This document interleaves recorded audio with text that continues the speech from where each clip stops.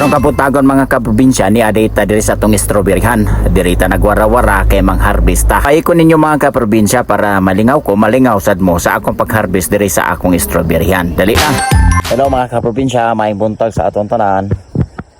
Buntag, karong buntag alas 6 gyud sa buntag anay adlaw mga kaprobinsya. Ug nindot na ang panahon. Ang uban nagkabagyo pero diri sa mo karon gibuligan gyud sa Ginoo, wala gyud bagyo. So mag-harvest ang mga kaprobinsya sa atong istro. Og diring puntuha mga kaprobinsya, ato nang gimikos-mikos ang atong strawberry. Kana ba dalang pili-pili ba sa hinog ba mga kaprobinsya?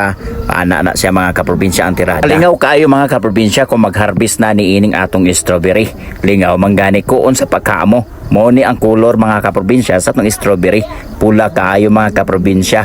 Mao na mga kaprobinsya gipadaghan nato ning tanom, at least naman pod mga kaprobinsya maka-harvest po tagubay-ubay. Salamat sa paglantaw mga kaprobinsya. God bless sa atong tanan.